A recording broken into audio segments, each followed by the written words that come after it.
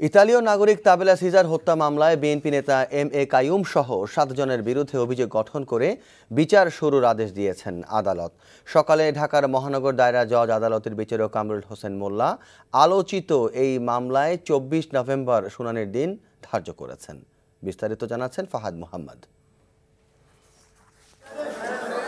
ইতালীয় নাগরিক তাবেলা সিজারকে হত্যা মামলায় ঢাকা মহানগর বিএনপি যুগ্ম আহ্বায়ক ও সাবেক ওয়ার্ড কমিশনার কাইয়ুম সহ 7 জনকে আসামি করে অভিযোগপত্র দেওয়ার পর মঙ্গলবার সকালে তাদের বিরুদ্ধে অভিযোগ গঠন করে বিচার শুরুর আদেশ দিয়েছেন আদালত। আদেশের সময় 7 আসামির মধ্যে কারাগারে থাকা 5 জন হাজির ছিলেন, বাকি 2 জন পলাতক রয়েছেন। অভিযোগ গঠনের এই আদেশের বিরুদ্ধে হাইকোর্টে যাবেন বলে জানিয়েছেন মামলার প্রধান আসামি এম.এ. কাইয়ুমের আইনজীবী।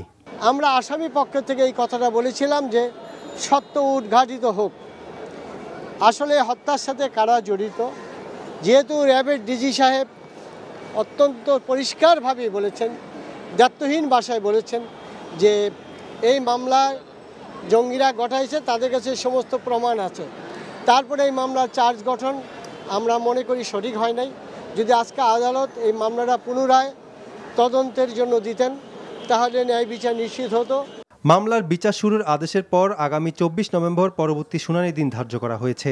চাঞ্চল্যকর এই হত্যা মামলার বিচার শুরু হওয়ায় সন্তোষ প্রকাশ করেছেন রাষ্ট্রপক্ষের আইনজীবী। জঙ্গিরা যা জড়িত আছে যেটা বলেছে সেটা আসামি পক্ষ বলেছে, ওটা কোর্টে বলেছে, বিজ্ঞ আদালত বলেছে যে দেখুন এটা যেহেতু আমাদের কাছে কোনো কাগজপত্র নাই আর যেহেতু এটা পত্রপত্রিকায় আসছে, এখন আমরা তো আমাদের যে কাগজ মানে নথি এবং আমাদের যে মামলার যে নথিপত্র সেটা দেখে আমরা বিচার করব।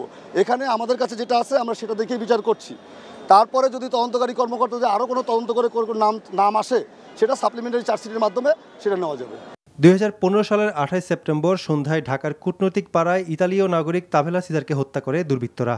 পুলিশ তদন্তের পর গত 22 জুন এম.এ. কাইয়ুম সহ 7 জনকে আসামি করে অভিযোগপত্র দেয়। Fahad Mohammad, NTV news, Dhaka.